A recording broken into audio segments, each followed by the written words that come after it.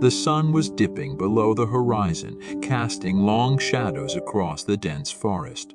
My cousin, Jake, and I had been exploring these woods for hours, convinced that we could find our way back to the cabin before darkness swallowed us whole, and the rustling of leaves accompanied our journey.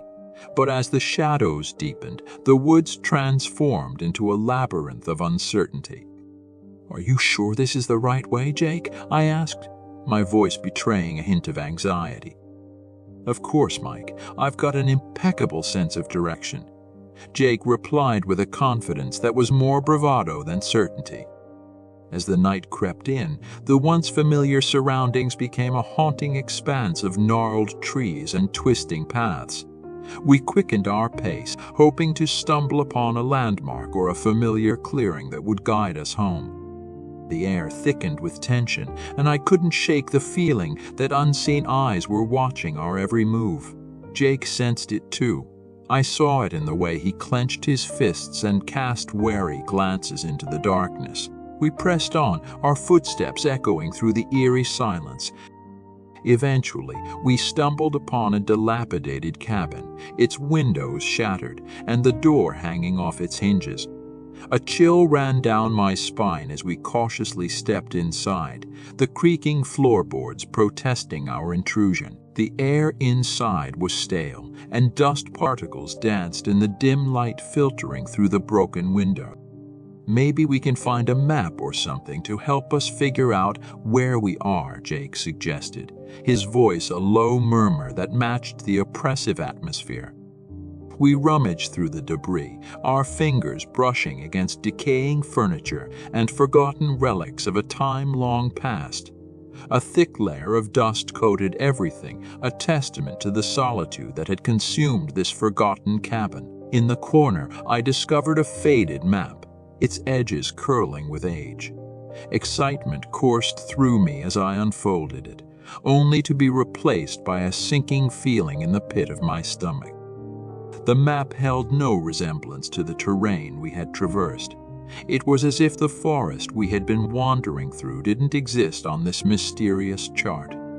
Panic clawed at the edges of my mind, and I glanced at Jake, who was studying the map with furrowed brows.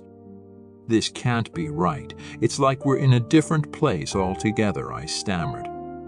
Jake's eyes widened, and the gravity of our situation hung between us like a heavy fog. We rushed out of the cabin, hoping that the forest outside would offer some clarity. However, the trees seemed to have shifted in our absence, rearranging themselves into a twisted mockery of a familiar landscape. The realization that we were truly lost settled over us like a suffocating shroud.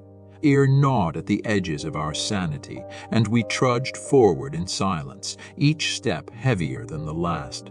Time lost its meaning as the moon cast an ethereal glow on our desperate faces. As the night wore on, we stumbled upon a clearing bathed in an otherworldly light. In its center stood a figure, hunched and disfigured, its features obscured by shadows.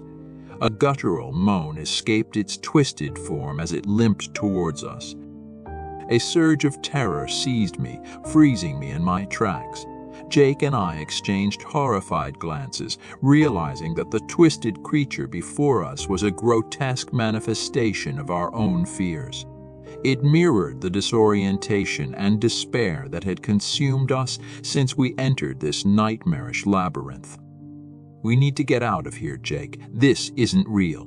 It's a manifestation of our own fears," I urged, my voice shaky. But Jake was transfixed, his gaze locked with the creature's. The moans grew louder, echoing in the clearing as the figure contorted and morphed into shapes that twisted the fabric of reality itself. Panic bubbled within me as I struggled to break Jake free from the creature's hypnotic gaze. Just as I reached for him, the creature let out a final blood-curdling scream, and the world around us shattered like glass.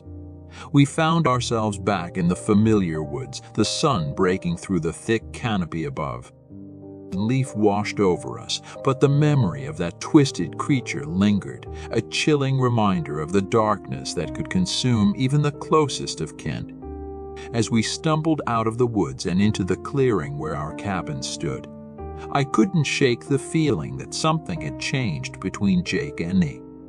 That night, as we sat by the fire, the shadows flickering across our faces, Jake's eyes held a haunted look.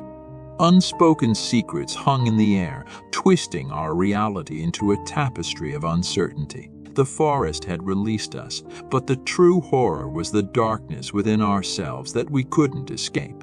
The twisted ending was not in the labyrinthine woods, but in the fractures that had grown between us, concealed by the facade of kinship.